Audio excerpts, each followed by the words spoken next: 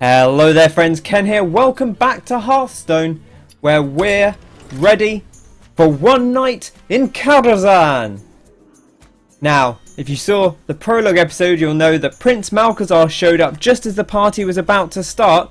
Medivh managed to banish him back to his demon realm, but unfortunately, Malchezaar seems to have pulled Medivh in with him. And now, all the guests are here, the party's ready to start. Morose and Barnes have got everything set up, but the host's not here. What's going to happen? Well, let's go straight in and find out, because the parlour's ready to open. Knock knock. I'm Morose, Karazhan's steward, and I need your help. Medivh's gone. We'll need the portals at the top of the tower to save him and the party. Wow, so okay, we need to get to the top of the tower ASAP. Let's head through the parlour, I suppose. Without Medivh, the tower is out of control. Oh, that's not good. We've got to face off against this silverware golem. Summons a 1/1 plate. Be our guest. I love it. Ah. The jokes. Okay, what are we going to play as? Should we play as, just play as this, lovely Zoolock first of all, and we'll see how it goes. Usually the normal encounters aren't so tough. At least not till the later wings. Dancing is pretty fun. Your soul. Gul'dan doesn't mess around. Your soul shall be mine. This could be pretty good against like the 1/1 plates. Maybe we'll hang on to it. We get a 1-drop, the Flame Imp, fantastic.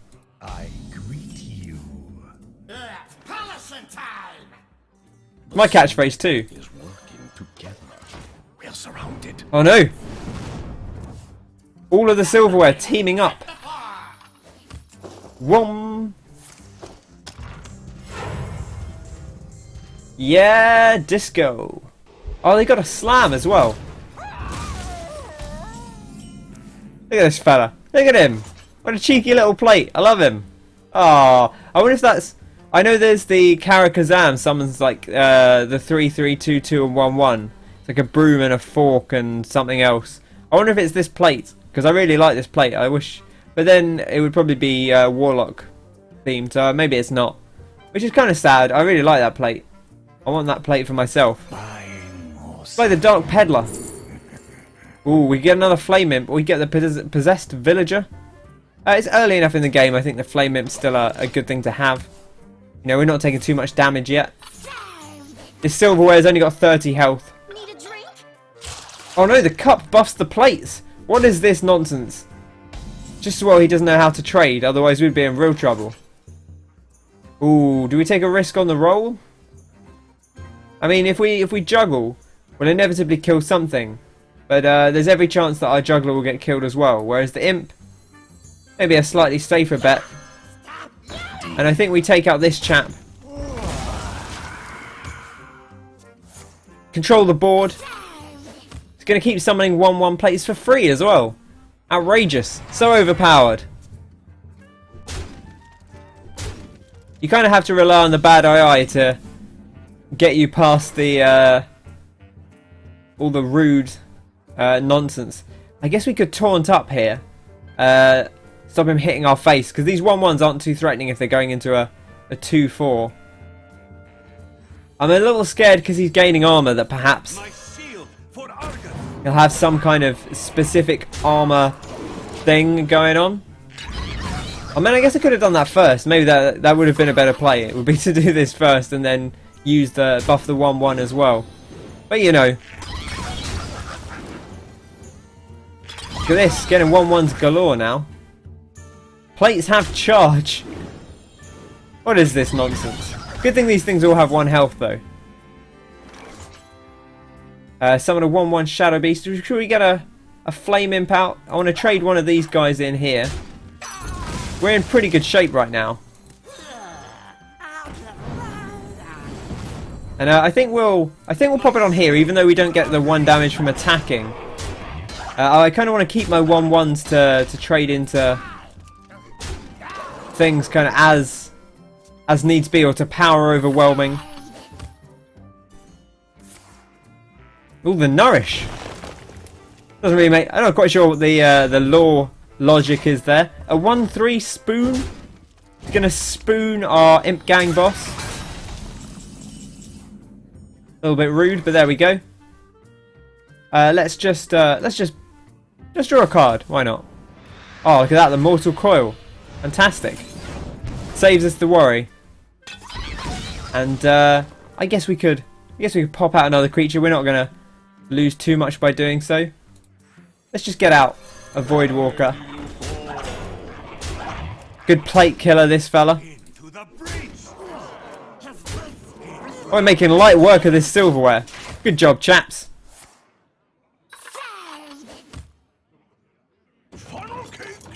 Ooh, the refreshment vendor.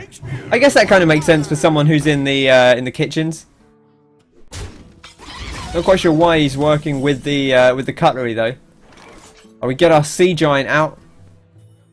I mean, we've got 4, 7, 8, 9, 13. 13 damage. We got the power overwhelming. So we can we bop this guy in here. We can play the sea giant, because why not? And then we can take this cutlery to task. Oh no, I misclicked. Oh, it's all gone wrong.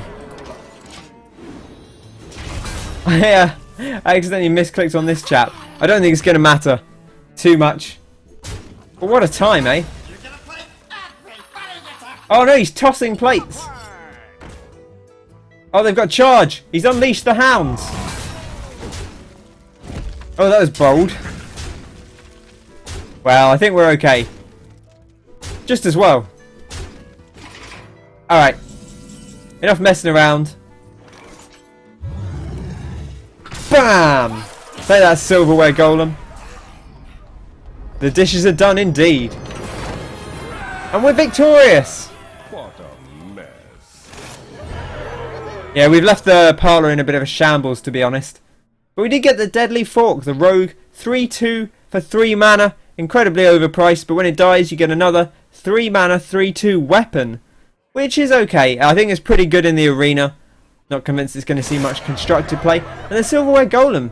This is quite an exciting card. 3 mana, 3/3. If you discard this minion, summon it.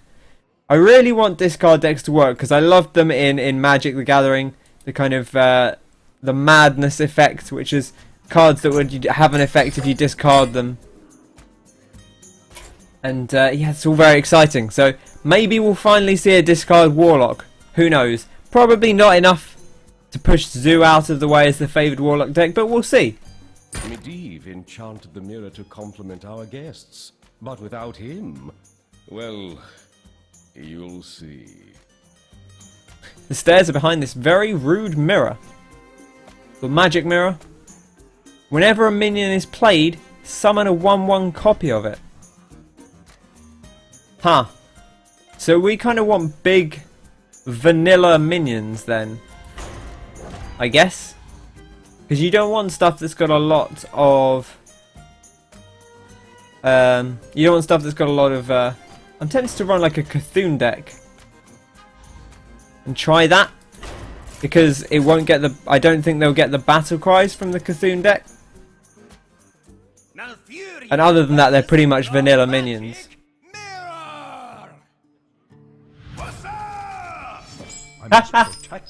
This guy. I like him already.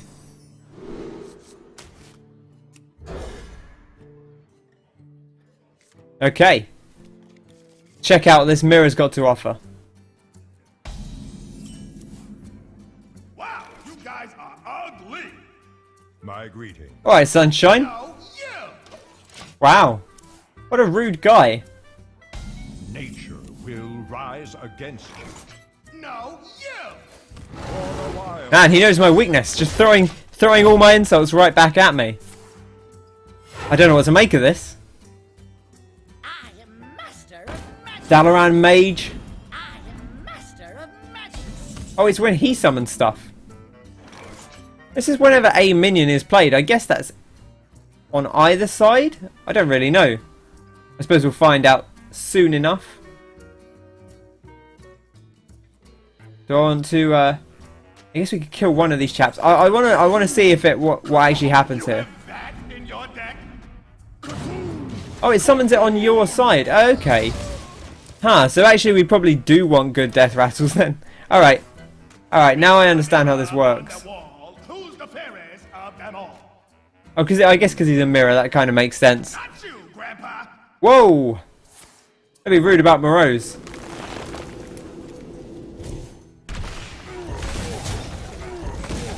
So yeah, you actually don't want like big vanilla minions. If anything, you want like an Azeroth deck, some death rattle nonsense. It's going to be really good. Let's get a big old Dark Arakoa out. Get our Cthulhu popping to the 10 mana threshold. Wow.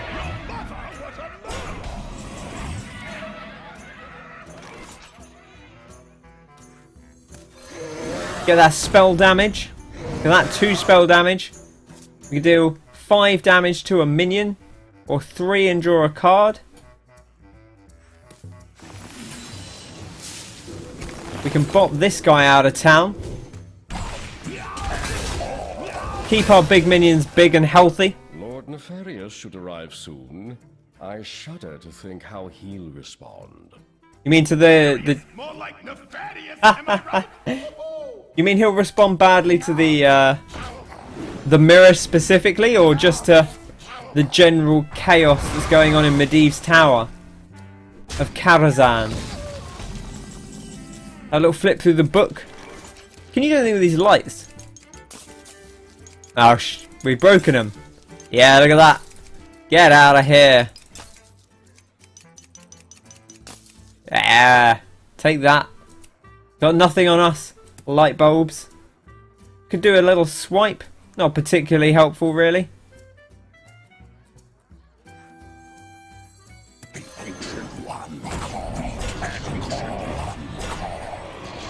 How scared am I of the spell damage? Not scared enough, even though he seems to be working primarily on spell damage.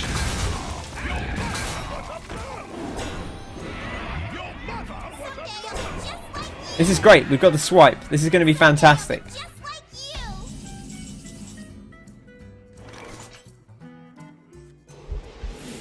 Wabam! And then we'll take out the 3-1. Keep the board clear. It's nice because when we bring out Bran, we can bring out 2 Brans, and then, although they don't double up with each other, it means that we'll have more chance of keeping Bran on the board. Now, do we want to nourish? Draw some cards? Don't really have anything like too good to do here, so I'm tempted to do that. Get a few more cards up.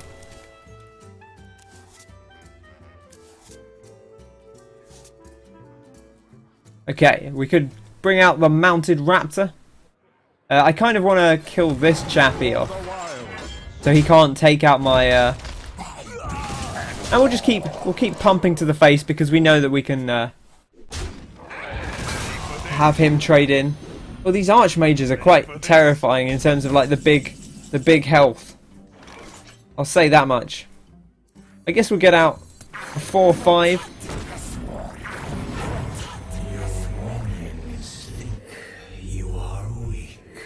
And we'll bring out the mounted raptor as well, because that's going to be quite a good one to have. And again, take out the 1-1. Druid's quite good. Anything that can deal 1 damage with the hero power is going to be pretty good here, because you can take out their 1-1s pretty cleanly.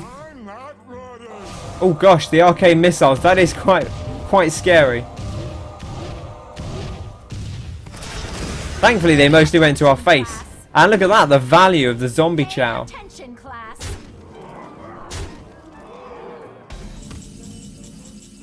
Okay, how are we looking here? We got 4 damage, 7 damage, 9 damage. How's your maths? I need to not misclick on this one.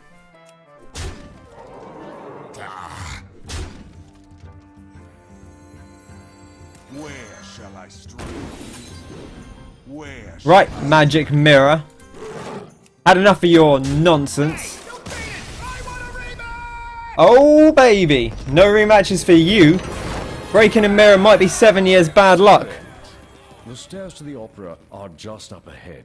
But at least it means we don't have to deal with that rude bastard anymore.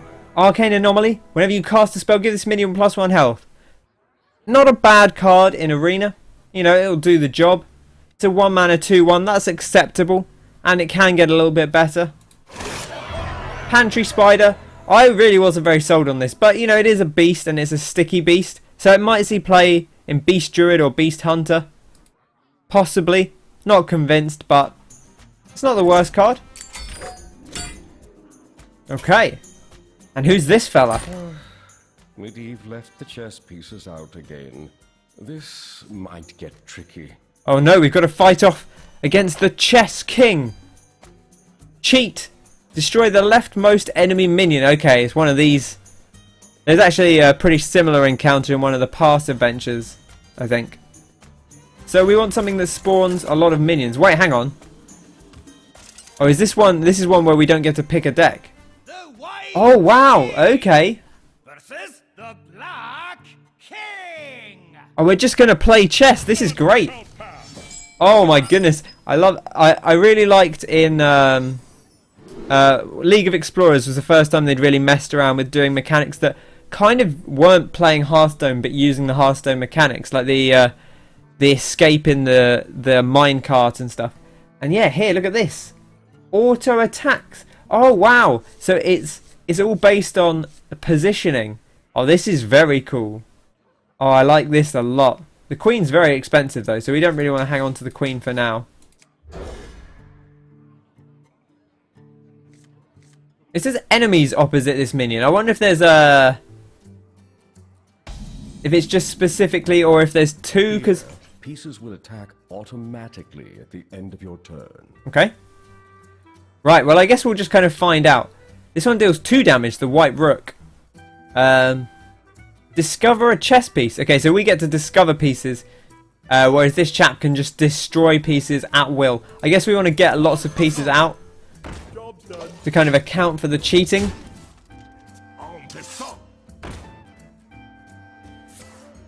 So they attack at the end of turn, it looks like. Also 20 health instead of 30 for this. Yeah, so you can see that although they're not... Piece is between 2 enemies, it will strike them both. Okay, right, so that's the thing to note. Okay, so because... you know, so if I put one down here, and we'll do it on this side because this is the weak one that we don't mind him destroying. So now, if I end my turn here, this guy will attack this one, this guy will attack this one. If I put a third one down... I like the en passant as well. This guy will attack, this guy will attack, and this guy will hit them both, presumably. Oh, look at that. The wombo combos. Oh, and he's destroyed the minion. But actually, that's kind of worked out in our favour, because it means he's dealing less damage back to us. So not good strategy there. Is key to victory. Get those double attacks. Hey, see, look at this. This guy restores health to adjacent minions, so we can put him in the middle here. And he wouldn't get the double attacks, but he would restore the health of these chaps. This one deals 2 damage. So kind of a good one to have out. The White Knight is a 4/3. And it charges. Wait, hang on. So the White Knight, you actually attack manually. This one doesn't do auto attacks. You control it. I guess which makes sense because it's a knight. So you could go put it over here and hop over here. I'm going to get the rook out and I'm going to put him in the middle. Try and start cleaning these suckers out. Marvelous. Oh, not the bishop. You scumbag.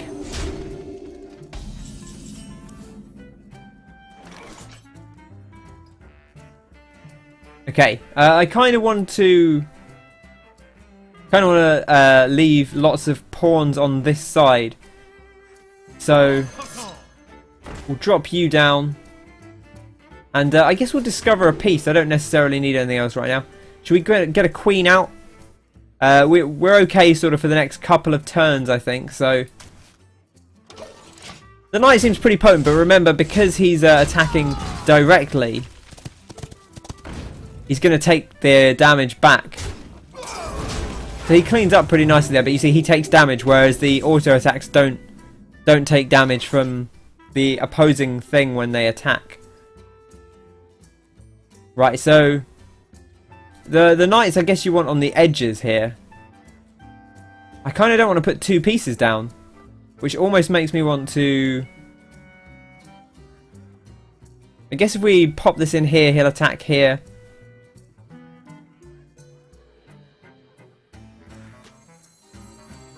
So we'll discover a piece first, just in case we find something we particularly want. Another queen, another pawn. The pawns are quite good fodder for this, but we've already got one ready for a bit of spare fodder. The bishops don't seem incredible. I'm going to take another queen because they seem real potent. So I want to get my bishop out here, kill off this chap. Won't quite kill off this one, unfortunately, but heal everyone back up to full.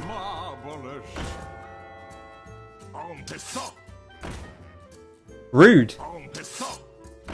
Oh, and he's going to get the synergistic attacks as well.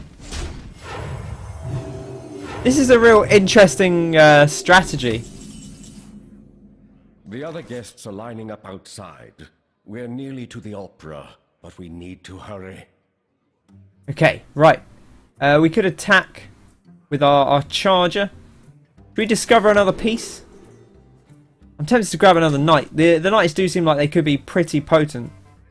But again, we want to have the angle of attack. So I'm thinking we drop a pawn. Where's our best positioning here? If we can get a 2 and a 1 either side of this chap. So we drop this guy here, and then drop this guy here. Then this guy will get taken out. We want to eliminate pieces wherever we can. Kind of, I guess, like at the moment, eliminating pieces is kind of the priority. It's quite tough because you don't really attacking heroes most of the time, but I'm guessing, you know, once you manage to clear out the board, you'll be in pretty good shape to do that. Getting pretty vicious now, but we do have the opportunity to bust a queen out, who will deal 4 damage. Now the only problem with that is if we bust a queen out, we're going to be attacking directly ahead and not into stuff. So it's almost tempting just to not play anything, but I don't necessarily know that that's a good move. The alternative is we could get a knight out, clean out one of these guys anyway.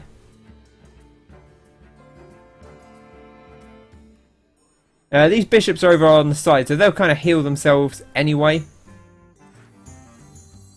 So I'm thinking we get this one guy out. Checkmate. Job's done.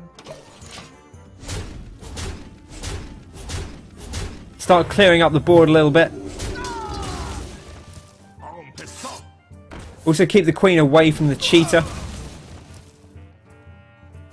And start getting as many queens out as we can now that we've got the mana for it.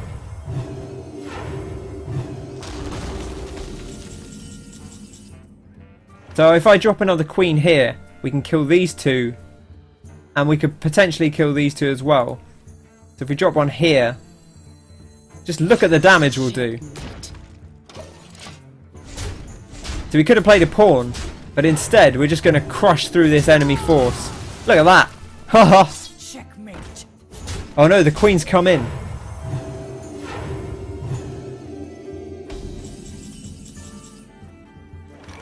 Oh, we might need to charge in. Get a knight out. Now I'm going to discover a piece. We'll get another queen ready. I'm going to pull this chap out. Bop him. And so now that will die to here. We got 1 attack going in here. 4 attack going in there. That's okay. I kind of want to bop this chap. Trade in so that we can get more attacks in from the queen, and also it protects our queen a little bit more against the cheating. I see, so because he can get around the edge, and this guy will go around the edge as well, I guess. There we go, we're getting a little bit of damage in. That was not the one you wanted to attack. You could have taken out my queen. Admittedly, he could still take out my queen on the next turn, but... I don't know, that seems a little bit foolish. Right, we're going to get 2 in there. I'm thinking... we bop one of these chaps in here. I'm going to discover, just because we've got the mana to do so. And then I'm going to bop you in here. Clean you out. Heal up a little bit.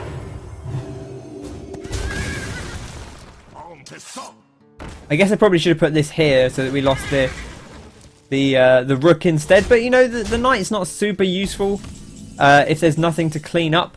And there's not too much to clean up right now. We're just going to get more queens out. And I guess let's discover another piece.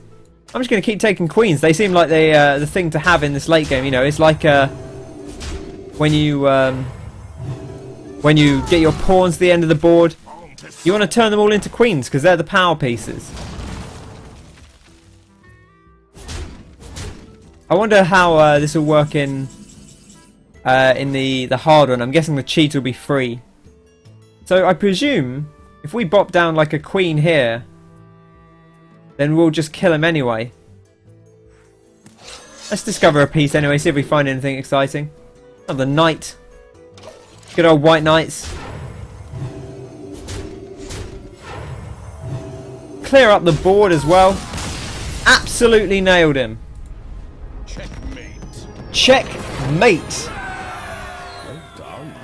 At this rate, we'll reach the top of the tower in time to save the party.